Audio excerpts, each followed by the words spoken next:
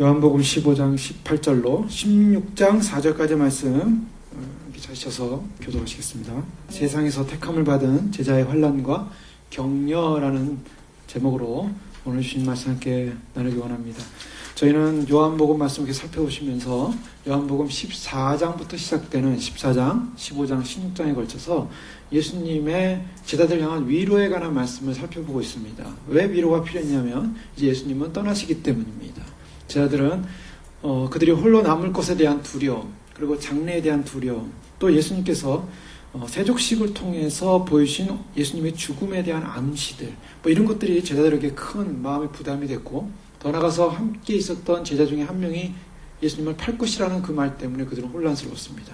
유다가 떠나고 나서 예수님께서 강조하신 것이 13장 34절에 보면 새 계명을 너에게 주노니 서로 사랑하라 라는 말씀으로 그들에게 격려하는 말씀을 살펴보았습니다.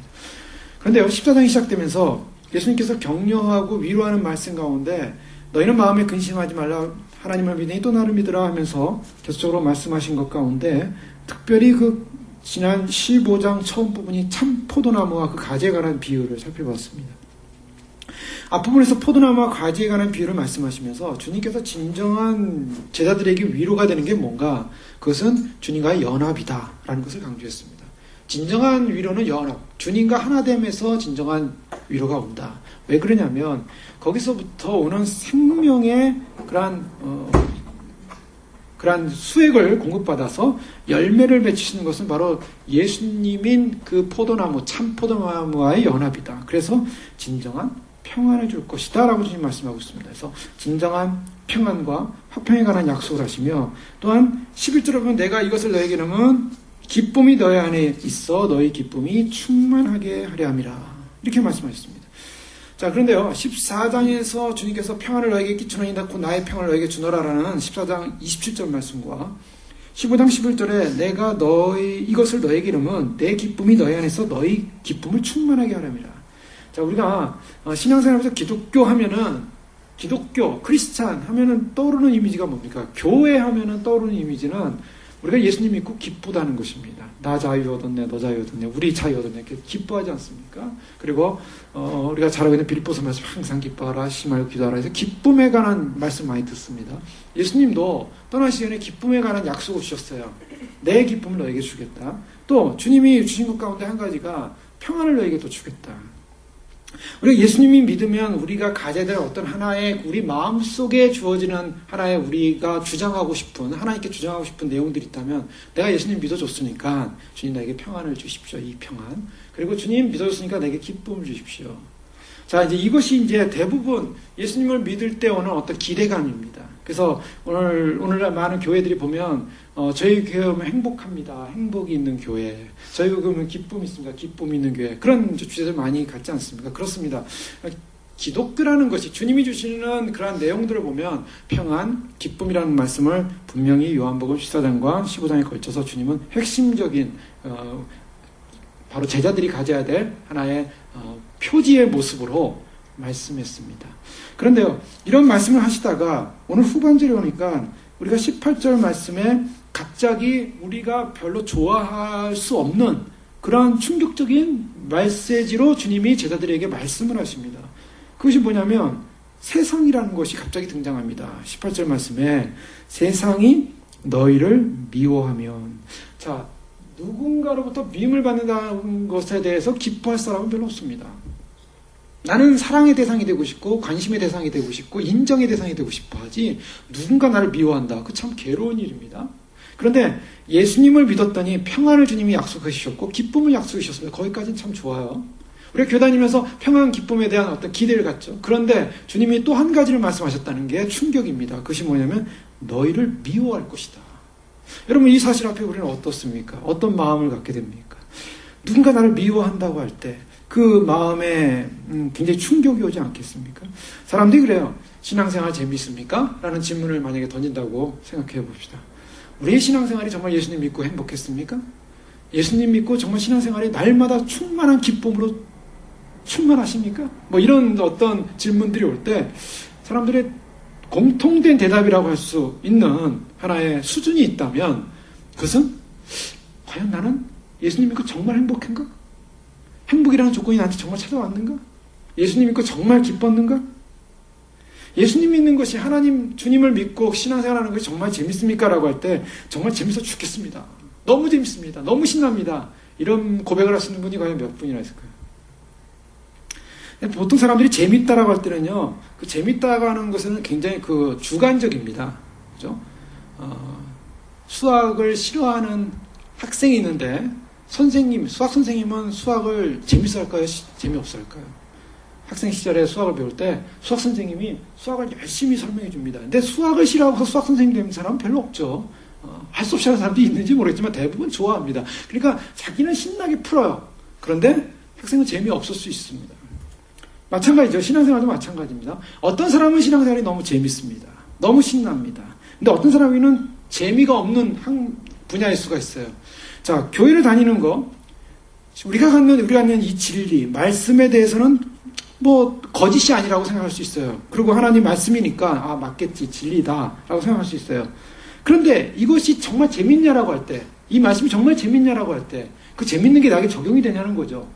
자, 이 부분 앞에서 사람들이 내가 과연 그것을 재미있게 이해를 해야 되고 재미있게 받아들여야 되고 재미있게 신앙생활을 해야 된다는 걸 알고 있습니다. 근데 재미가 별로 없을 수가 있어요. 왜 재미가 없는가? 그것은 그 말씀을 내가 재미있게 받아들일 그런 마음의 그런 어떤 중심이라든가 마음에 달려가는 마음이 별로 없다라는 것입니다. 즉 다른 표현으로 하면 말씀은 맞는데 이 말씀을 내가 받아들이기는 좀 거북스럽다는 거예요. 여기에 이제 항상 신앙의 갈등이 있습니다, 사람들이. 말씀은 분명히 맞습니다. 말씀은 그렇게 해야 됩니다. 말씀은 이렇게 해야 됩니다. 말씀에 주어진 건 참 굉장히 틀린 말씀 아니고 진리입니다. 그런데 내가 그 말씀을 실천하거나 그 말씀을 내 것으로 삼고 받아들이고 하려고 할 때는 좀 부담스럽다는 거예요. 그래서 그거 안 받아들이고 그냥 신앙생활하고 싶어요. 그거 안 받아들이고 내가 좀 더 편안하고 좀 더 깊은 생활하고 싶어요. 자, 이 부분에 있어서 우리가 생각을 좀 해봐야 됩니다. 우리가 예수님을 정말 믿는다고 할 때, 주님을 닮아간다고 할 때 예수님께서 제자들에게 주신 말씀이 있습니다. 제자들에게 누구든지 아무든지 나를 따르거든 자기를 부인하고 자기 십자가를 지고 나를 쫓을 것이냐 이렇게 말씀하셨어요. 근데 이 말씀을 좋아하는 사람들이 그렇게 많지 않습니다. 자기를 일단 부인하다. 이 말에 걸려요.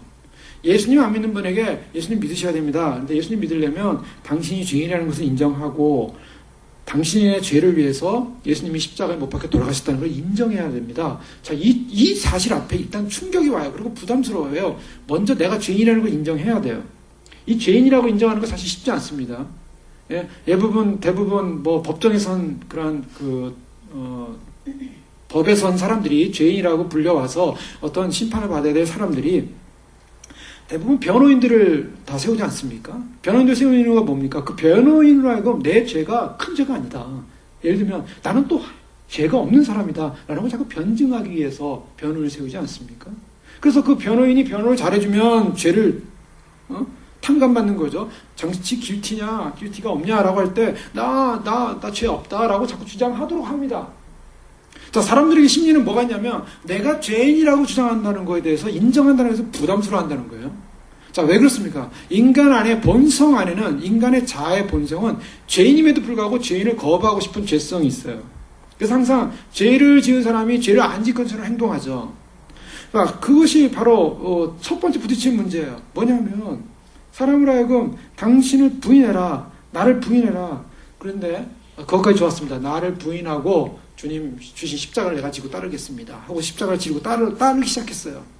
그래서 남들이 화낼 때 나는 화 안 내고요. 남들이 거짓말할 때 거짓말 안 하고요. 남들이 나쁜 짓 할 때 나는 선하게 살아야 되고요.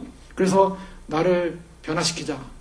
참 성령의 열매는 사랑과 희락과 화평과 오래 참과 자비와 충성과 뭐 이런 열매라고 했는데 나도 성령의 열매를 맺자. 그래서 참 주님 앞에서 정말 원수도 사랑하라고 했으니까 사랑해야지, 또 온유해야지, 겸손해야지, 그리고 다른 사람과 화평해야지. 그런데 돌아온 결과가 뭐냐는 거죠.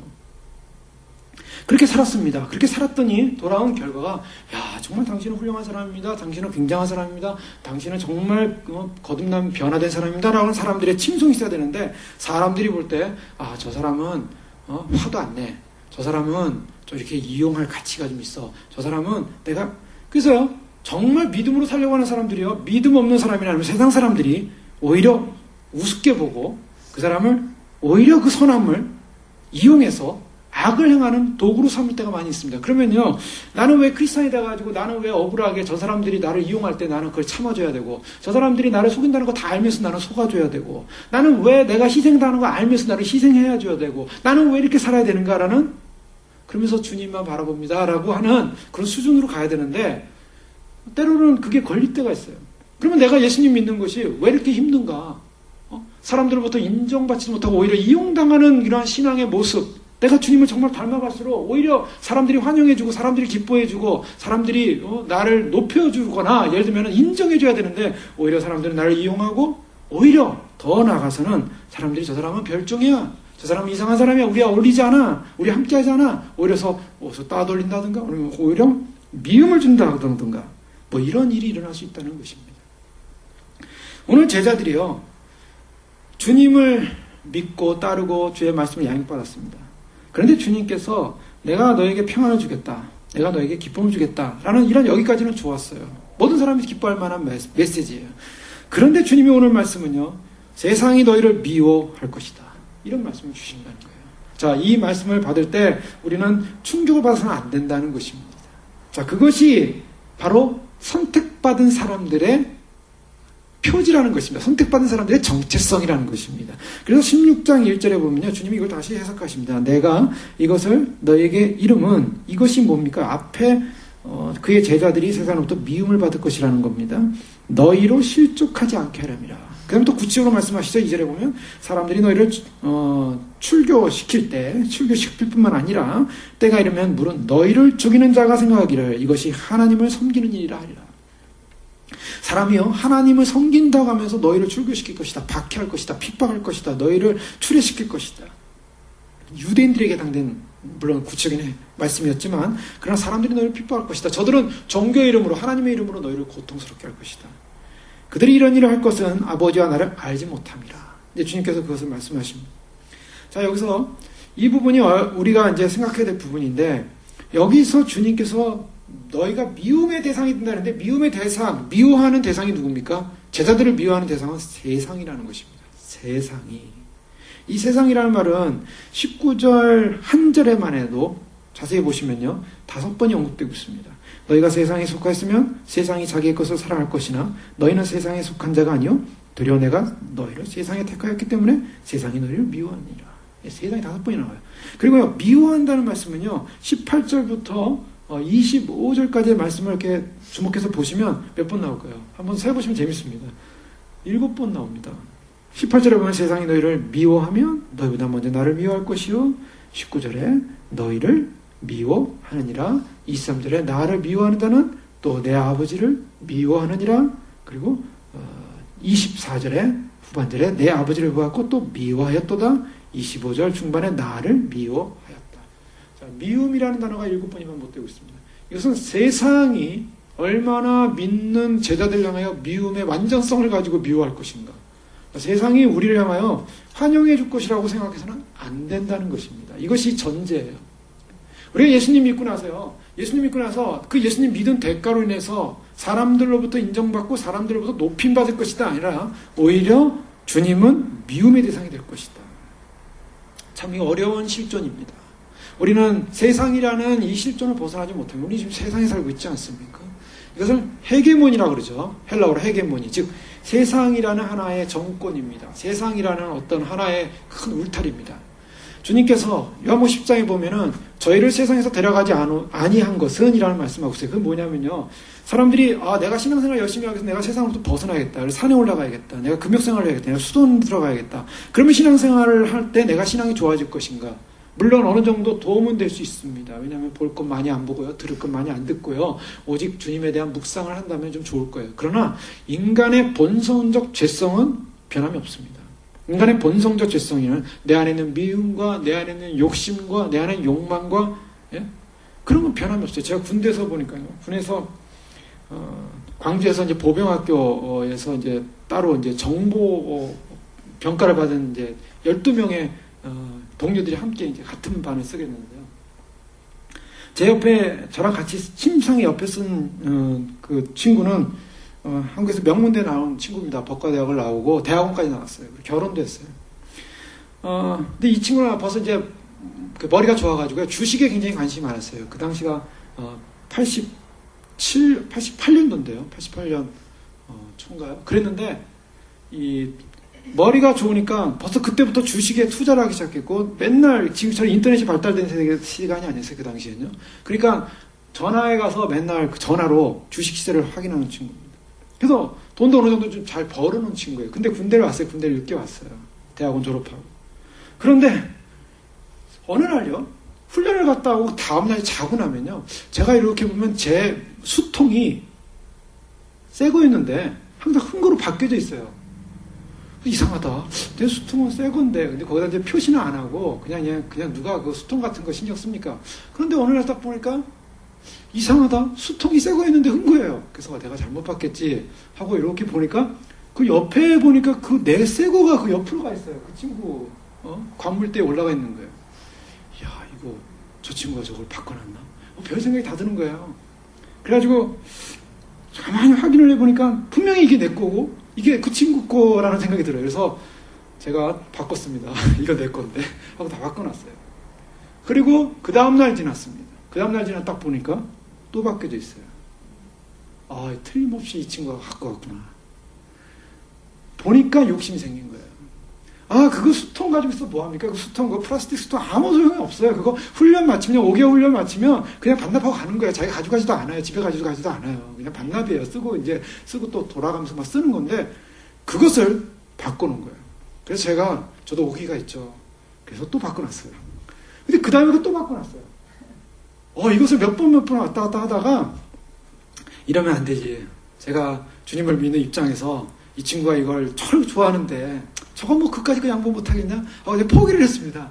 포기를 하는데 여태까지 잊혀지지 않는 거예요. 그 수통이 바뀐 사건.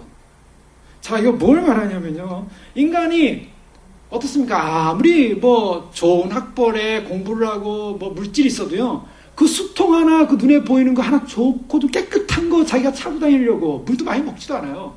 근데 그거 찾다라는 만족감을 얻으려고 그거를 바꿔놓더라는 거예요. 그것이 인간입니다. 인간이요, 아무리 뭐 내가 훈련을 하고 내가 뭐 어느 외진데 가서 내가 신앙생활을 잘하고 믿음생활 주님 잘 봐야지. 인간 안에 있는 죄성의 부분 그렇게 쉽게 없어지지 않습니다. 그래서 주님께서 말씀하신 것은 너희가 그러한 거룩한 삶을 살기 위해서 산으로 올라가서 돌을 닦아라 이렇게 하지 않으시고요. 세상 속에서 너희가 미움을 받는 존재로 살 때 거기서 주님을 바라봐라 이렇게 말씀하시는 거예요. 이렇게. 그래서 너희가 이 세상이 너희를 미워하니까 세상을 탈출해라. 세상을 도망가라가 아니죠. 세상이 너희를 미워하면 어떻게 하라고요? 너희보다 먼저 나를 미워한 줄 알라. 당연히 미워하게 될 것이다. 세상이 너희를 반기지 않을 것이다. 주님이 말씀하신 건 그거예요. 세상이 너희를 반기지 않는다. 자, 세상이 왜 반기지 않습니까? 우리가 세상이라는 이 헤게모니 속에 살지만 세상이라는 것 자체가 타락되어 있기 때문에 그렇습니다. 아담과 하와가 범죄할 때 사단이 유혹한 건 그거예요. 너는 하나님처럼 될 수 있다. 하나님이 너를 속이는 거다. 지금 너가 이 선악과만 먹으면 하나님처럼 너도 볼 것이다. 하나님처럼 판단할 것이다.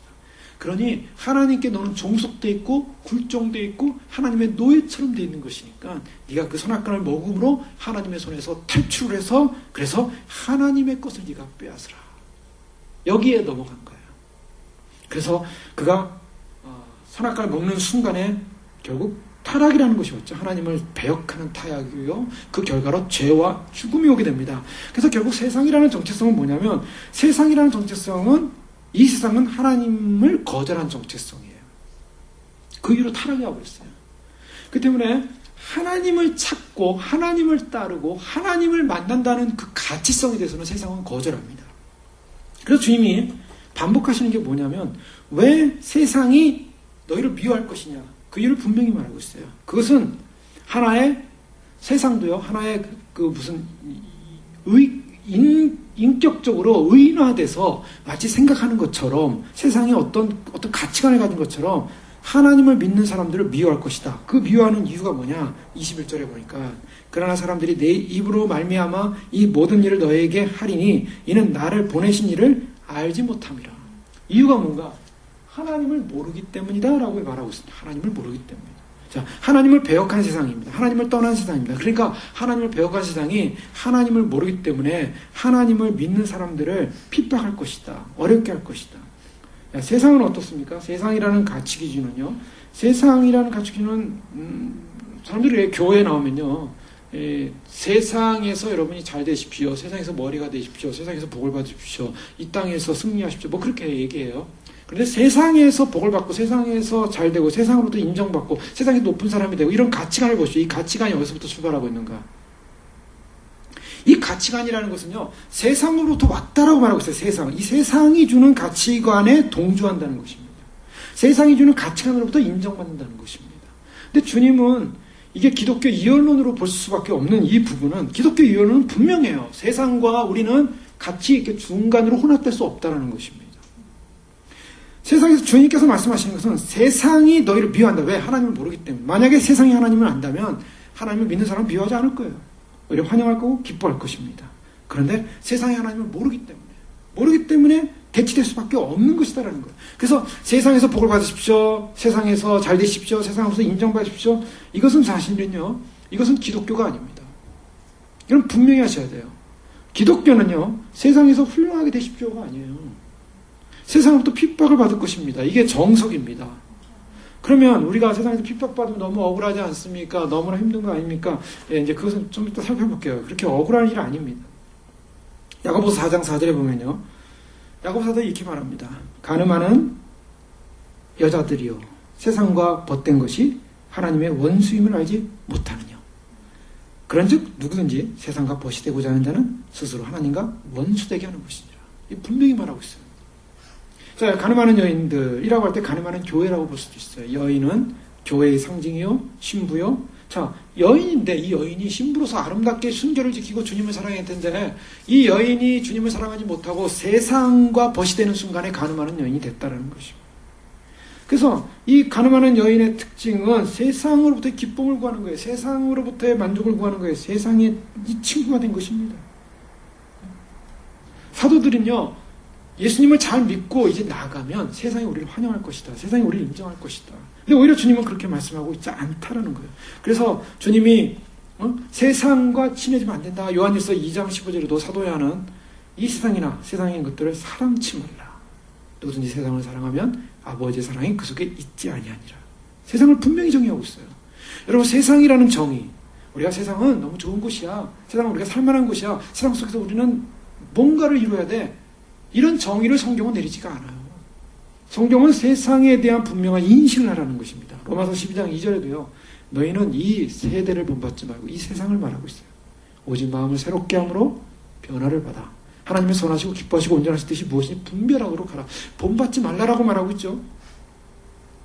자, 참 어려운 삶입니다. 이 세상 속에 살면서 이 세상을 어떻게 우리가 본받지 않고 세상과 상관없이 세상을 사랑하지 않고 살 수 있는가. 정말 세상을 추구하지 않고 산다는 것이 쉽지 않습니다. 그래서 사람들은요, 그래서 너무나 힘드니까, 주님도 추구하고 주님도 사랑하되 세상도 버리지 말자. 이런 이제 소위 말해서 혼합작전으로 가는 거죠. 이 혼합작전으로 가면서 뭐냐면, 결국 그것에 대해서 스스로 자인을 해버리고, 스스로 그것을 인정해버리고, 그리고 그냥 그렇게 살기로 결정하는 것입니다. 그러니까 세상 나가는 세상에서 열심히 살고요. 교회 와서는 교회에 합니다. 그런데 그 마음의 중심속에는 뭐가 있냐면 뭔가 분리되지 않는 욕망이 있는 거예요. 뭔가 세상에서는 세상 것을 추구해서 승리해야 되고 주님은 또 주님께 인정받아야 되고 이것이 막 이게 혼합될 때는 이게 문제가 심각하다는 것입니다. 그것이 바로 굳어지게 되면 문제가 심각해요. 문제는 주님께서 정말 우리에게 요청하실 때 내가 주님을 만난다면 자, 이것은 이제 우리가 기독교인으로 당연히 우리가 생각해야 될 전제입니다. 우리가 주님을 만난다면, 그 만난다는 게 내가 이 땅을 떠나서 주님을 만나는 건데, 아니면 내가 떠나서 주님께 가서 주님을 만나든지, 주님이 우리를 데려가서 만나든지, 아니면 주님이 오셔서 우리가 주님을 만나든지, 이 두 가지 양면성이 있는 거 아닙니까? 우리는 소망하되 우리가 주님께로 가서 주님을 만날 것을 소망하지만, 그러나 역사적인 또 주님의 오심을 소망합니다. 이 양면이 우리에게는 다 있어요. 그런데요, 이 질문을 던질 때 과연 이것이 기쁘냐는 거죠. 이것이 우리가 이제 진단 방법입니다. 테스트 방법이에요. 내가 과연 성경에서 말하는 세상을 바로 인식하고 세상과 상관없는 인생을 살고 있는 사람이 될 것이냐, 아니면 세상과 혼합된 인생을 살 것이냐. 자, 그것을 인식하는 방법은 이 질문에, 이 테스트에 달려있어요. 주님이 오시고 내가 주님 앞에 선다면, 아니면 주님이 오신다면, 우리가 기독교적인 우리가 원리나 이론으로 봐서는 어떻습니까? 좋습니다. 주님 오신 거 기뻐합니다. 사람들이 다 그렇게 얘기해요. 그런데 정말 기쁘냐는 거죠. 주님, 내가요, 주님 오시는 거 정말 좋아하는데요. 요거 하나만큼은 해결되고 주님 오셨으면 좋겠습니다. 아니면 요거 하나만큼은 내가 살다가 주님 오셨으면 좋겠습니다. 한 가지 조건이 하나 붙기 시작한다면요. 그 다음에는 이게 테스트의 방법이에요. 이게 문제예요. 내가 뭔가 하나 있는데 그거 하나 해결되면 주님 만나겠습니다. 자, 우리가 세상이라는 것에 대한 어떤 미련이 있다면 아마 그 조건을 걸 거예요. 내가 세상에 뭔가 미련이 있다면, 뭔가 세상에 미련이 있고, 그렇다면 주님 오신다면 그 문제만큼은 내가 살거나 해결되고 주님 만나겠습니다. 자, 정말 우리가 기독교인으로서 이 세상이라는 관점을 바로 알고 산다면요, 세상이 어떤 가치관이 되어야 되냐면 흠모의 대상이나 추구의 대상이나 아니면 누려야 될 어떤 즐거움의 대상이나 어떤 나를 만족시키는 대상이 절대 되지 않고 세상이 미워진다는 것입니다. 이게 이제 참 어려운 질문이에요. 세상이 과연 미워질 수 있는가? 자, 다른 표현으로 하면 좀 더 세상이라니까 좀 어려울 수 있는데요. 세상이 갖는 가치관이 추구하는 죄성에 대해서 미워진다는 것입니다. 즉, 죄가 미워진다는 거예요. 세상의 죄. 세상의 죄가 뭐가 있습니까? 자, 주님은요, 자기를 부인하라고 합니다. 주님은 자기를 부인하셨어요. 그래서 자기 자신이 하늘의 영광을 버리시고 이 땅에 비하하셨어요. 비하하실 정도만이 아니라 육체가 된 것도 비하가 어마어마한 비하였는데 자신이 십자가에 못 박히셨어요.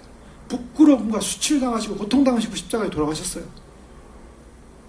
어떻게 보면 세상이 볼 때 그는 승리한 자가 아니었고 실패한 자처럼 보였어요. 그래서 많은 신학자들 가운데 철저 종말론을 얘기하는 슈바이처 같은 사람은 예수는 실패했다라고 얘기했어요. 예수님 과연 실패했습니까? 자기를 철저히 비난하고 자기 자신을 철저히 낮춰서 부인해서 실패한 것이 아니라 우리에게 생명 주시기 위한 자기의 부인이었어요. 그런데 세상은 어떻게 합니까? 세상은 자기를 드러내라고 하고 자기를 주장하고 자기 생명을 높이고 최대한 인간을 높여주는 것이 세상입니다. 왜 세상으로부터 미움을 받느냐? 진정한 그리스도인이 되면요, 자기를 높이는 것이 아니라 자기를 부인하기 시작하더라는 거예요. 세상은요, 세상과 같은 유의 생각을 갖지 않으면 미워할 수밖에 없어요. 그래서 자기를 주장하고 자기를 드러내고 자기를 나타내고 19절 말씀에 뭐라고 말합니까? 너희가 세상에 속하였으면 세상이 자기의 것을 살아갈 것이나 너희는 세상에 속한 자가 아니오 도리어 내가 너희를 세상에서 택하였기 때문에 세상이 너희를 미워하느니라. 세상이 미워하는 이유가 뭐예요? 세상에 속하지 않았기 때문이라는 거예요. 우리는 그럼 세상에 소속된 사람입니까? 여러분, 이거 굉장히 중요한 부분입니다. 제자가 되는 순간 우리에게 진정한 위로는 세상으로부터 소속되지 않고 세상으로부터 택함을 받아서 주님께 소속되는 것입니다. 그게 위로라는 거예요. 거기에 진정한 위로가 있죠. 우리가 평안, 기쁨, 이것을 누리기 위해서 내가 그것을 누리는 것을 추구하면서 내가 세상에서도 평안하고 세상에서도 기뻐하고, 사람들이 평안과 기쁨을 누린다고 할 때 어떻게 생각하십니까? 자, 이제 좀 더 깊이 들어가서요. 제가 평안 기쁨을 시작했지만 27절에 평안을 14장 27절입니다. 너희에게 끼치노니 곧 나의 평안을 너에게 주노라. 무슨 평안을 준다니까? 나의 평안입니다. 15장 11절 보십시오. 내가 이것을 너에게 이름은 내 기쁨이 너희 안에 있어. 누구의 기쁨입니까? 내 기쁨입니다. 자, 우리가 평안하다, 기뻐하다라고 하는 기준이 뭡니까? 우리 생각에는 아무 세상에 살면서 문제가 없어야 돼요. 만사 형통해야 돼요. 누구 말 하더라. 모든 하는 일마다 잘 돼야 되고요. 내가 원하는 것마다 내가 성취해야 되고요. 내가 뜻하는 것마다 내가 가져야 되고요. 내가 희망하는 것은 다 이루어지는 것, 평안, 기쁨이라고 생각할 수 있어요. 그런데 주님은 어떤 평안을 말하냐면 나의 평안, 내 기쁨. 그것을 말씀하고 있어요. 그러면 나의 평안과 내 기쁨이라는 것은 세상이 주는 평안과 세상이 주는 기쁨과 분리되는 평안과 기쁨을 말하고 있어요. 그래서 세상이 주는 평안과 세상이 주는 기쁨과 분리될 수밖에 없는 이 평안을 너희에게 주겠다라는 이 주님의 말씀은 우리를 하여금 주님이 주시는 것은 가치관은 내가 추구하는 세상적 가치관하고는 좀 다른 것이구나 라고 우리가 생각을 해야만 합니다. 거짓 종교라는 이름을 가지고 있는 오늘날 많은 종교들이 사람들에게 성공의 가능성, 부의 가능성, 행복의 가능성, 그래서 인간으로 하고 인간됨의 어떤 가치성을 높이는 가능성에 대해서 얘기해요. 그러나 궁핍과 계속돼야 될 수고와 치러야 될 희생과 견뎌야 될 고통과 그로 인해 초래될지 모르는 여러 가지 어려움들, 그런 것들에 대해서는 감춘다는 것입니다. 그러나 주님은 그렇지 않았어요. 주님은 진정으로 우리가 주님을 따르는 것, 주님 제게 고난을 명쾌 해주십시오 가 아니라 주님은 고난이 온다. 4절 말씀에 16장 4절에 보면요, 오직 너에게 이 말을 한 것은 너희로 그때를 당하면 내가 너에게 말한 이것을 기억나게 하려 하며. 자, 너희가 그때를 당하면, 그때가 뭡니까? 핍박당할 때, 어려움당할 때, 세상으로부터 버림당할 때, 세상이 나를 배신할 때, 세상이 나를 미워할 때, 세상이 나를 출교시킬 때. 사람들이요, 속는 게 뭐냐면 세상에 충성하고 세상의 이론에 충성해서 세상에서 무엇을 얻으면 주님으로부터 뭔가 인정받은 복받은 존재라고 생각하는데 절대 그렇지 않습니다. 세상으로부터 인정받으면요, 세상이 나중에 그를 버려요. 주님으로부터 버림받을 뿐만 아니라 세상이 그를 버려요. 귀신 나갈 때요, 사람들이 귀신 들어간 분들이 가끔 있지 않습니까? 그러면 이제 어떤 영적인 실체가 일어날 때, 실체가 드러날 때 귀신들이 가끔 이제 실체를 드러낼 때가 있어요. 근데 그 귀신들이 하루면 멀쩡한 사람들입니다. 멀쩡한 사람들인데 귀신이 들어갔을 경우에는 이제 그 귀신의 실체가 드러날 때는 귀신들이 이제 말을 할 경우가 있잖아요. 그런데 너 거기 왜 들어갔냐? 이렇게 질문하죠. 왜 들어갔냐라고 질문해요. 그 사람에게 왜 들어갔냐? 그 딸은, 그 아들은 하나님의 귀한 딸이고 하나님의 귀한 아들이다. 거기서부터 나와라. 그런데 난 못 나가. 그래요. 못 나가. 안 나가. 나가기 싫어. 그래요. 너 나와라. 그럴 때 나가기 싫어. 너 왜 거기 들어갔냐? 내가 얘를 지옥으로 끌고 가려고 들어갔다. 이렇게 해요. 아주 그 대답이 정확합니다. 내가 얘를 속여서, 얘를 어떡하는지 속여서 지옥으로 끌고 가려고 들어갔다는 거예요. 너는 얘를 지옥으로 끌고 갈 수 없어. 예수님의 이름으로 명하니 나가라. 근데 그냥 자기 복종하고 이제 순종하고 나갈 수밖에 없어요. 왜냐하면 실체가 드러났기 때문에. 실체가 드러날 때는 이미 이제 항복하기 시작한 거거든요. 그런데 그 귀신들이, 사단이 하는 말은 정확해요. 멸망시키고 파멸시키려고 하는 거예요. 여러분, 세상이요, 예수님께서 세상이 너희를 미워할 것이라고 얘기했냐면, 세상은 어떤 존재냐면 우리를 파멸시키는 존재입니다. 그러면 세상부터 구원해야 되는 거예요. 예수님께서 그래서 요한복음 17장에 가면 세상에서 택했다라고 말하고 있어요. 제자들을 세상에서 택했다고 말하고 있어요.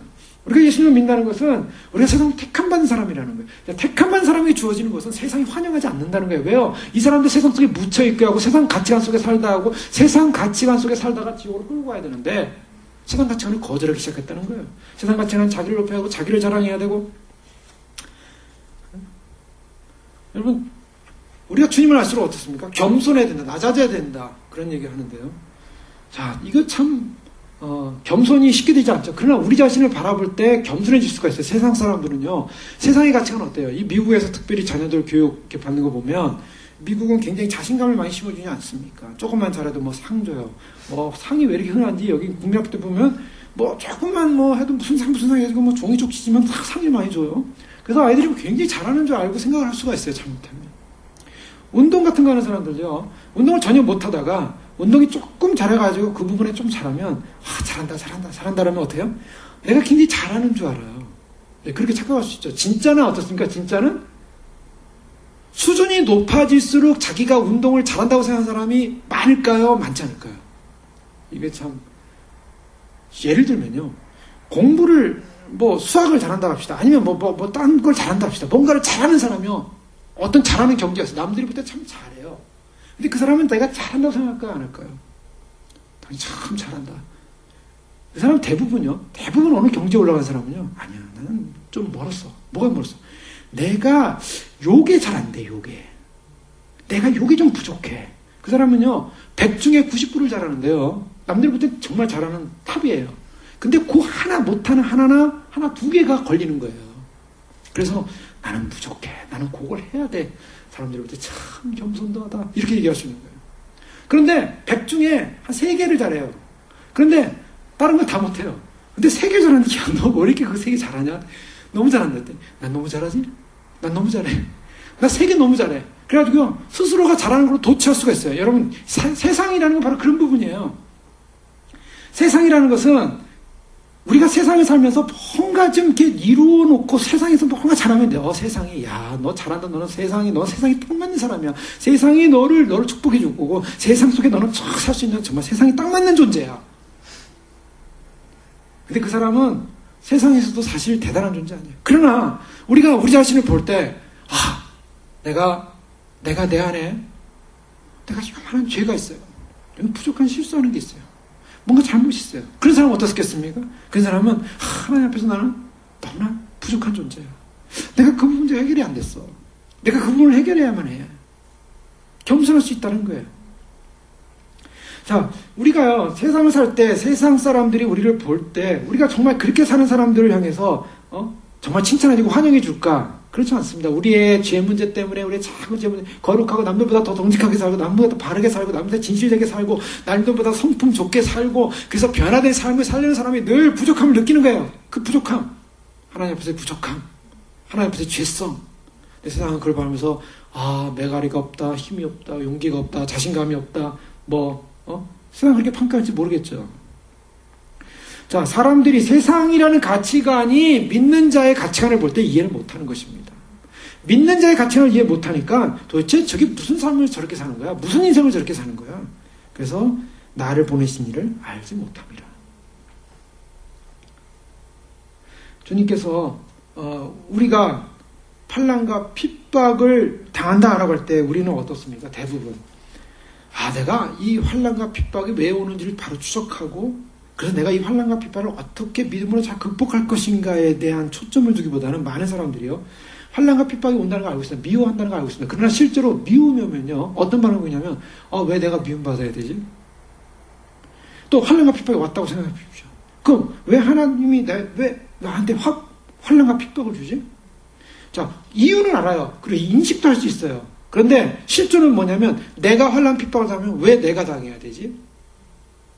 왜 내가 나는 당하고 싶지 않아. 거기에 그것을 내가 안 당하고 어떻게 좀 피해볼 수 없을까? 피해볼 수 있겠다라는, 피해보겠다라는 어떤 의식 속에 집중을 하는가? 아니면 내가 이 환난과 핍박이 당연히 내가 받아야 되고, 이 환난과 핍박을 통해서 주님이 나에게 추구하시고 원하시는 것이 무엇인가를 묵상하냐는 거죠. 자, 사람들이 이 핍박과 미움이 올 때, 참 이러한 갈등 충분히 할 수 있는 부분입니다.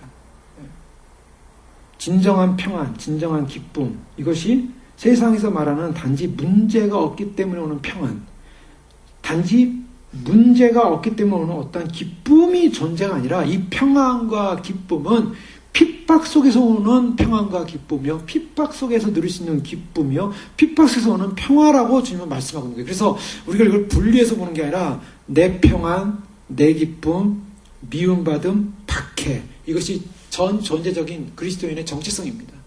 그러면 박해와 핍박과 미움과 어둠이, 어려움이 있다 할지라도 내 안에 진정한 평안과 기쁨이 함께하고 있어야 돼요. 그러면 세상이 왜 미워하고 세상이 왜 핍박을 하는가? 자, 그 이유는요, 마태복음 13장의 그 표현을 잘 우리가 살펴볼 수가 있습니다. 마태복음 13장 잠깐 보셨어요. 마태복음 13장에 보면요, 천국에 관한 얘기를 하면서 천국이 이 비유로 말씀하십니다. 마태복음 13장 3절에 보면 예수께서 비유로 여러 가지를 그들에게 말씀하여 이르시되, 씨를 뿌리는 자가 씨를 뿌립니다. 그런데 이 씨 뿌리는 너무 잘 알죠? 이 씨가 뿌려지고 있어요. 이 천국이라는 이 비유를 하실 때, 천국이 뭐냐? 천국은 씨인데 씨가 뿌려지고 있다는 거예요. 그런데 어떤 씨는 길가에, 어떤 씨는 돌밭에, 어떤 씨는 가시떨기, 어떤 씨는 좋은 땅, 이 비유를 하지 않습니까? 근데 이 비유를 하고 11절에 보면요, 10절에 제자들이 예수께 나와 이르시되 어찌하여 그들에게 비유로 말씀하시나이까? 11절 대답하여 이르시되 천국의 비밀을 아는 것이 너희에게는 허락되었으나 그들에게는 아니 되었다. 자, 여기에 비밀이 있어요. 지금 예수님께서 하나님 나라라는 천국이라는 어마어마한 보화를 설명하십니다. 천국은 영광이고 권세고 보화예요. 얼마나 영광스러운 축복이겠습니까? 근데 이 천국을 설명하는데 씨앗으로 설명해 주는 거예요.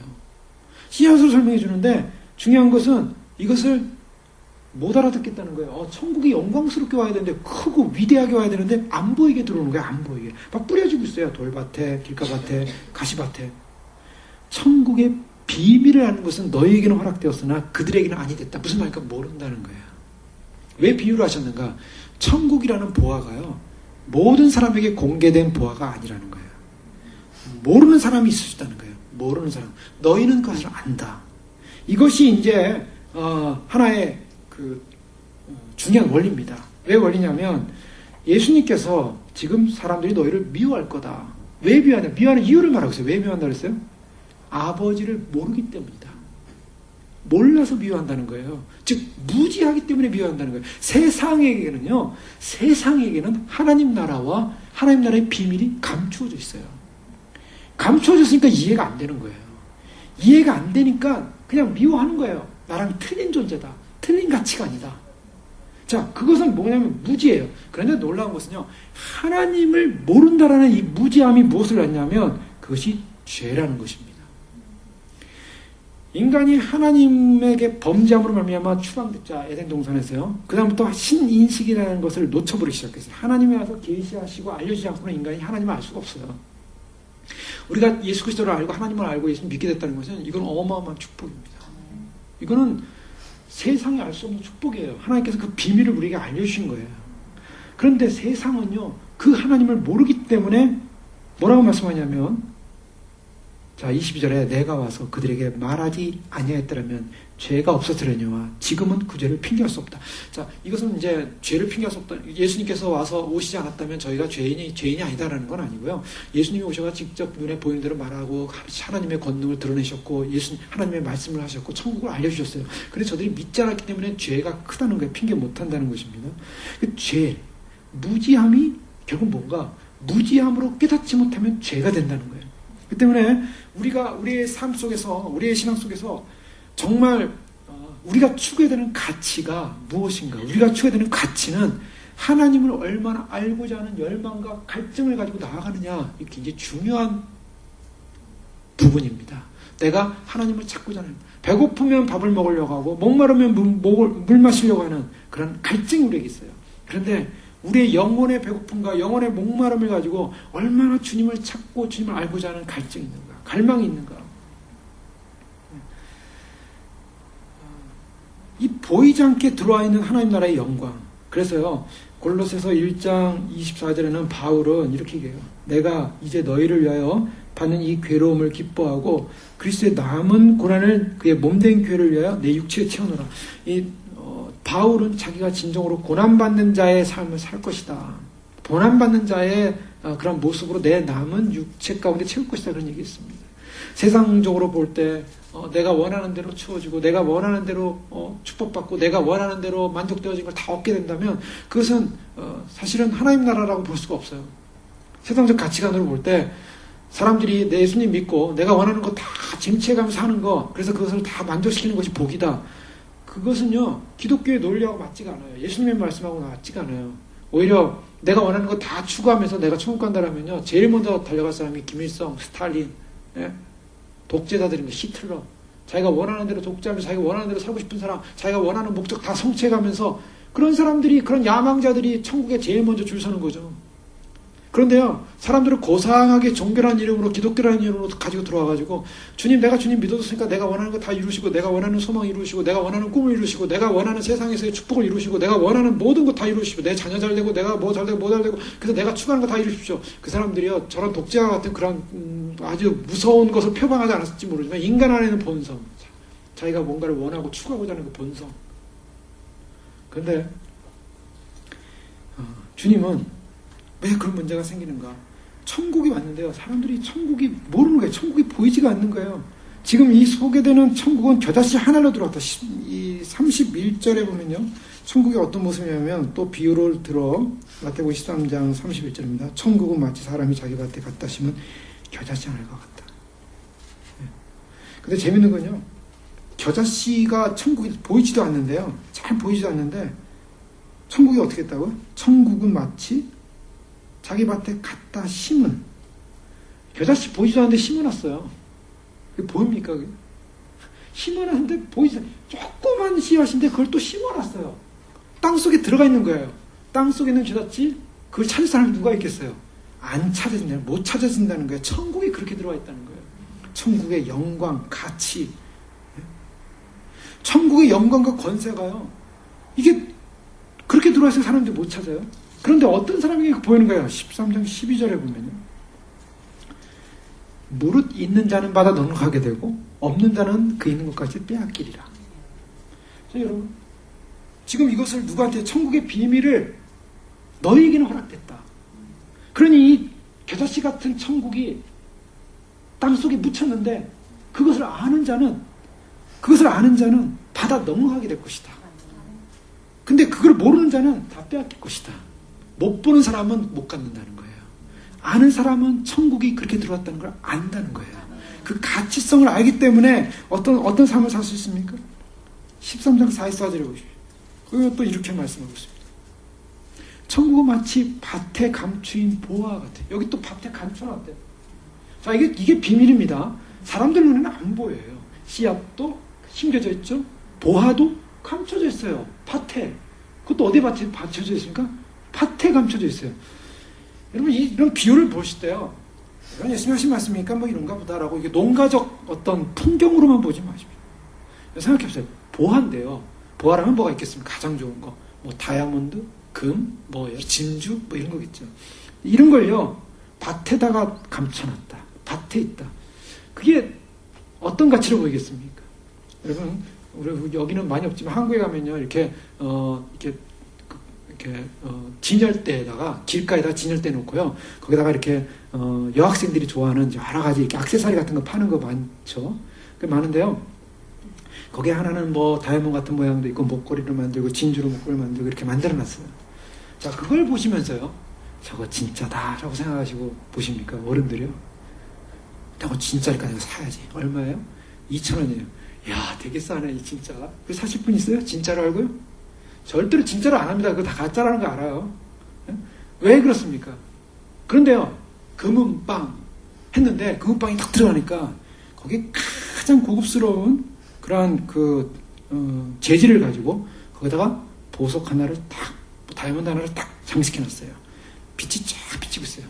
반짝반짝 빛나고 있어요. 그걸 가짜라고 느끼겠습니까? 금은 보석빵. 보기에는 이거 정말 뭐 라이센스 있는 보석빵인다가 그 안에 들어가니까 반짝반짝 빛나고 있어요. 이거 다 믿는다고. 물론 속으로 가짜일 수도 있겠다 할 수 있겠지만, 그러나 뭡니까?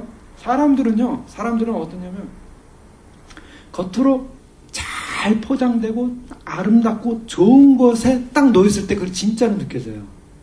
그런데 진주에다 구멍을 뚫어가지고요, 그냥 일반 명주실로 딱 연결해가지고 이렇게 딱 찼다고 생각해보세요. 명주실이에요. 그게 그냥 실.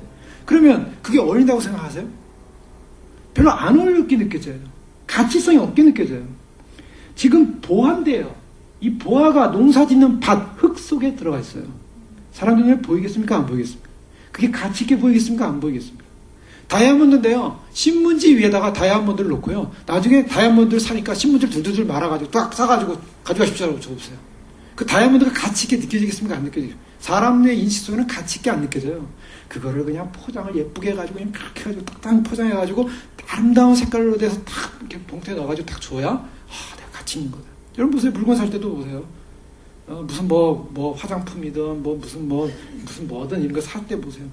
그냥 내용은 거기 있는 재질 딱 보면요, 거기 있는 제품들, 이렇게 화학약품들 딱 보면 화학약품이 비싼 거 아니에요.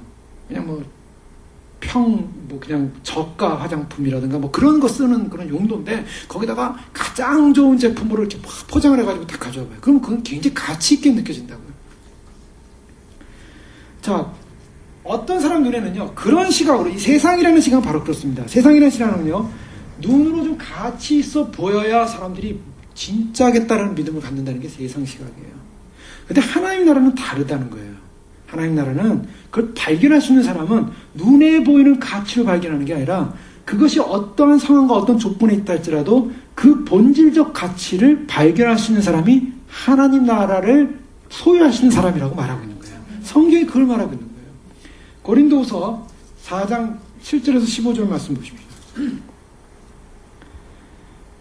고린도서 4장 7절에서 사도 바울은 이렇게 얘기합니다. 우리가 이 보배를 질그릇에 가졌으니 이는 심히 큰 능력은 하나님께 있고 우리에게 있지 아니함을 알려 하렴이라.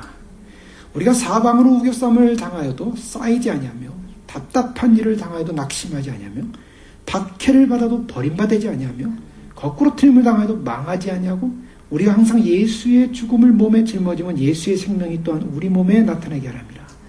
우리 살아있는 자가 항상 예수를 위하여 죽음에 넘겨주면 예수의 생명이 또한 우리 죽을 육체에 나타나게 하랍니다. 그런즉 사망은 우리 안에 역사하고 생명은 너희 안에 역사하니라. 기록된 바 내가 믿었으므로 말하였다 한 것 같이 우리가 같은 믿음의 마음을 가졌으니 우리도 믿었으므로 또한 말하노라. 주 예수를 다시 살리신 이가 예수와 함께 우리도 다시 살리사 너희와 함께 그 앞에 서게 하실 줄을 아노라. 여기 주 앞에 서는 사람이 어떤 사람입니까? 보배를 가졌는데 어디 가냐? 질그릇에 가졌대요.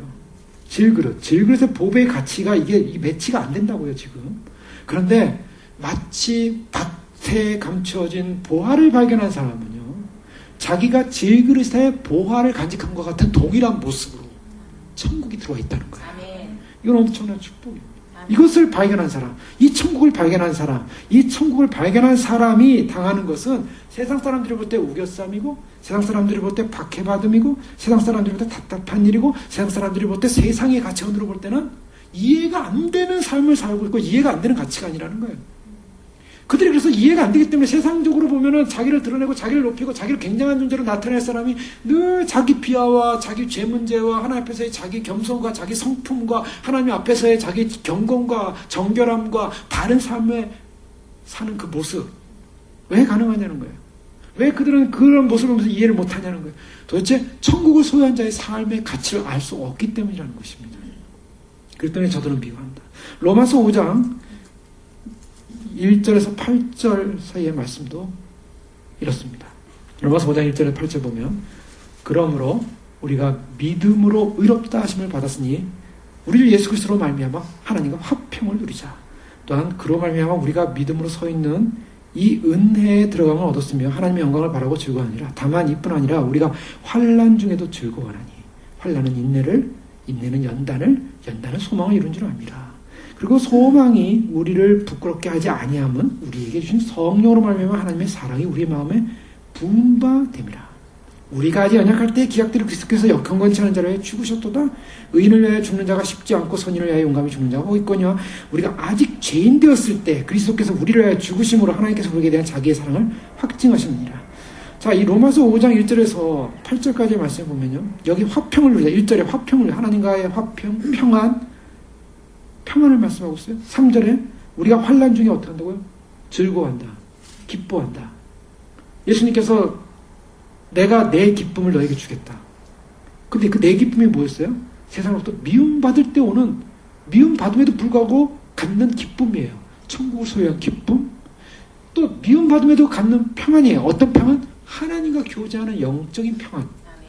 세상으로부터 내가 보호받기 때문에, 세상으로부터 아무 문제 없기 때문에 오는 평안, 세속적 평안이 아니라, 아무 문제가 없기 때문에 오는 기쁨이 아니라, 미움과 환난과 어려움이 온다 할지라도 내가 즐거워할 수 있는 것, 내가 주님과의 관계 속에서 하나됨으로 해서 하나님과 평화할 수 있는 것. 자, 그것은 왜 그래요? 예수 그리스도를 통해서 날 위하여 자기의 사랑을 확증하신 아버지의 사랑을 알기 때문입니다. 8절에 우리가 아직 죄인 됐을 때 그리스도께서 우리를 위하여 죽으심으로 하나님께서 우리에게 대한 자기의 사랑을 확증하십니다. 하나님의 사랑을 확증했어요. 그래서 요한복음 15장이요, 내 안에 거하라, 나와 연합하자, 나와 연합하면 열매를 맺는다. 그 진정한 평안이 너에게 주어질 것이다. 진정한 기쁨이 너에게 주어질 것이다. 주님께서 왜 위로가 무엇입니까? 그 위로가 뭐냐면 정말 주님으로부터 오는 진정한 연합된 평안, 연합된 기쁨, 그 연합된 사랑이 느껴지고 연합되어진 관계 속에 있는 사람이 천국을 소유한 사람이고요. 그 천국을 소유한 사람은 세상이 미워한다는 것입니다. 그러나 세상을 두려워하지 말라고 16장에 분명히 말씀하고 있어요. 이런 일을 당할 때 내가 너희에게 말한 것을 기억나게 하랍니다. 기억나게 한다는 것은 그것을 없애주겠답니까? 그런 일 당하면 내가 이미 너에게 말한 것을 기억하라. 그리고 통과하라. 통과함으로 말미암아 우리가 얻을 영광스러운 천국에 어떤 가치가 있는 걸 이해하라. 주님이 제자들에게 주는 위로입니다. 참으로 주님 앞에 영광스럽게 설 나를 소망하면서 우리의 가치성이 이 세상과는 비교할 수 없는, 비교될 수 없는 주님 안에 정말 질그릇의 보화를 가지고 있는 영원한 천국을 소유한 영광스러운 가치성인 줄 믿습니다. 그 영광스러운 가치성 놓치지 말고 세상을 향하여 당당히 나가시고 세상과 상관없는 믿음의 사람으로 승리하신 저희들 되시길 주 이름으로 축원합니다. 기도하겠습니다. 이 시간 기도할 때 그렇습니다. 주님, 저희가 정말 주님이 주신 영광스러운 축복, 그것은 세상적 가치관이 주는 평안도 기쁨도 아닌 예수님만이 줄 수 있는 진정한 평안이요 기쁨이요 정말 세상 눈에는 흙 속에 묻혀진 작은 씨앗처럼, 흙 속에 묻혀진 보석처럼 남들이 볼 때 그것은 가치성 인정할 수 없는 듯 보이지만, 그러나 눈을 열어주셨고 귀를 열어주셨습니다. 우리 하여금 그 가치성을 보게 하셨습니다. 보게 하신 은혜, 그 은혜를 받았습니다. 그 보화는 예수 그리스도의 십자가의 그 사랑으로 인해서 우리 안에 들어와 있고, 그 보화는 주님이 주시는 영원한 평안과 주님과 연합된 평안과 주님 주시는 영원한 내적 기쁨과 주님 주시는 그 사랑의 만족을 해서 채워지는 하늘나라의 영광이요 축복이요 기쁨입니다. 주님, 우리의 질그릇에 그 보화를 받았고 간직하고 있사오니 놓치지 않게 하시고 세상과 상관없이, 세상의 가치성과 상관없이 세상 위에서 주님의 영광과 나라를 바라보며 세상이 우리를 미워한다 할지라도, 환란이 있다 할지라도 인내하며 소망하며 주님 만날 그날 향하여 그 천국의 영광과 실체를 우리가 보는 그날 향하여 달려감으로 우리의 남은 시간 남은 생에 승리할 수 있도록 축복하여 주시옵소서. 기도하시겠습니다. 아버지 하나님 감사합니다. 주께서 우리를 불러주시고 아버지 하나님 주의 영광과 나를 향하여 달려가게 하시니 감사합니다. 아버지 예수님만이 우리의 생명이십니다. 예수님만이 우리의 구원이십니다. 예수님만이 우리의 모든 것입니다. 주여, 참으로 주님이 우리를 구원하신 그 구원의 감격이 위대합니다. 주님, 주님께서 우리에게 주신 놀라운 축복의 감격이 위대합니다. 아버지 하나님 놓치지 않게 하시고 빼앗기지 않게 하시고 주님께서 우리에게 주신 놀라운 소망을 향하여 달려가시는 귀한 믿음의 승리자들이 될 수 있도록 하나님 축복하여 주시옵소서. 하나님 참으로 주님께서 주신 놀라운 생명을 향하여 달려갈 때 예수 그리스도의 놀라운 소망과 은혜가 우리 가운데 충만하게 하시고 하나님의 말씀이 충만하게 하시고 진리의 영으로 충만하게 하시고 그리스도의 영광으로 충만하게 하시고 아버지 하나님 이 세상에 보이는 가치가 아닙니다. 세상에 보이는 눈의 가치관도 아닙니다. 아버지 하나님 참으로 주님 남들이 볼 때 아버지 인정받을 수 있는 인식될 수 있는 그런 가치관도 아닙니다. 아버지 주님만이 우리를 소중히 여기고 주님만이 우리를 귀하게 여기시고 아버지 하나님 질그릇의 보화를 감춘 것처럼 아버지 하나님 참으로 주님 우리가 주님을 발견하고 예수님을 발견하고 믿음 안에 서며 말씀 안에 서며 진리 안에 서며 아버지 하나님 잘 씨로 와서 잘 보이지 않으나 그 씨가 가져올 영광과 권위와 영생의 소망을 놓치지 않게 하시고 아버지 하나님 참으로 주님 아버지 하나님 사람들의 아버지 하나님이여 참으로 주님 참으로 주님께서 참으로 어떤 사람은 돌과 어떤 사람은 길가처럼 어떤 사람은 아버지 하나님 세상의 가치관으로 아버지 하나님이여 참으로 그것을 받아들일 수 없었지만 아버지 하나님 그 영광스러운 가치관을 받아들일 수 있는 그 소망을 우리에게 주셔서 감사합니다. 아버지 하나님 참으로 주님 세상이 아버지 하나님 우리를 미워한다 할지라도 그 미움 앞에 두려워하지 않게 하시고 아버지 외로워하지 않게 하시고 아버지 하나님 참으로 주님의 말씀을 사모하며 기억하며 기뻐하며 아버지 하나님 감격하며 살아갈 수 있도록 주여 축복하여 주시옵소서. 주여 축복하여 주시옵소서. 아버지 하나님 주님을 믿고 따르는 것이 감동이요 기쁨이요 아버지 하나님 미움받음조차도 박해받음조차도 아버지 하나님 참으로 주님 앞에서 아버지 남들이 발견하지 못한 아버지 하나님 그 생명의 기쁨이 우리에게 차고 넘치는 영광이게 하여 주시고 아버지 하나님 참으로 주님 우리에게 주님 저희가 주님을 따르는 이 길 우리에게 고통과 박해와 미움과 환란이 면제된 길이 아닌 것을 알고 있습니다. 주님이 주시는 길이고 주님이 허락하신 길입니다. 그것은 바로 주님께서 먼저 걸어가신 길이었기 때문입니다. 주님, 우리가 주님을 따르면서 그러한 일을 당할 때 결코 놀라지 않을 이유가 있다면 주님, 우리는 그와 상관없는 주님을 아는 존재예요. 주님, 남들에게 버려진 것 같고 세상에서 버려진 것 같고 세상에서 가치 없는 것 같은 가장 소중한 생명의 천국의 하나님 나라의 씨앗을 발견한 존재예요. 또한 그것을 품은 존재예요. 참으로 그 씨앗이 우리 속에서 참으로 자라나 참으로 질그릇의 보화처럼 자라나서 그것이 많은 새들이 깃들일 만한 영광스러운 천국의 영광이 임하는 그 영광의 나를 바라보기에 그 씨앗은 소중한 것이요 귀한 것이요 가치 있는 것이요 생명이요 어떤 사람들에게는 그것이 길가밭처럼 어떤 사람은 그것은 돌밭처럼 어떤 사람은 그것이 가시밭처럼 아무런 가치 없는 것으로 여겨져서 버려진다 할지라도 주님, 우리에게는 가장 소중한 가치요 영생이요 생명인 줄 믿습니다. 바로 주님과 연합됨에 진정한 평화가 있고, 주님과 하나됨에 진정한 기쁨이 있고, 주님과 연합된 그 평안과 기쁨이 바로 이 땅에서 오는 여러 가지 세상과 함께할 수 없는 그런 가치관이기에, 세상으로 택함받은 가치이기에, 천국을 소유한 가치이기에, 세상으로부터의 버림받음과 세상으로부터의 참으로 비난과 세상으로부터의 미움이 있다 할지라도 당당히 주님 우리 안에 찾아오셔서 말씀하시는 성령 하나님의 은혜로 말미암아 우리가 세상을 이기고 주님을 증거하고 주 앞에 설 줄로 믿습니다. 주님 오시는 날까지 우리가 그 믿음 소유하며 증거하며, 세상의 눈으로 보기에는 약해 보이고 세상에 보이는 참으로 부족해 보이고 세상의 눈으로 보이는 평가절하로 보일지 모르지만, 주님 보실 때 가장 소중한, 주님 보실 때 가장 아름다운, 주님 보실 때 가장 귀한 천국의 보배를 소유한 믿음의 승리자들로 주 앞에 그날 그 보배를 드러내며, 우리의 사랑을 드러내며, 우리의 신앙을 드러내며, 우리의 믿음을 드러내며, 우리의 인내를 드러내며, 우리의 소망을 드러내며 주님께 인정받고 주님께 영원한 그 천국의 안식 가운데 주님과 함께하는 귀한 축복을 누릴 수 있도록 저희를 축복하여 주시옵소서. 예수 그리스도 이름으로 감사하며 기도를 합니다.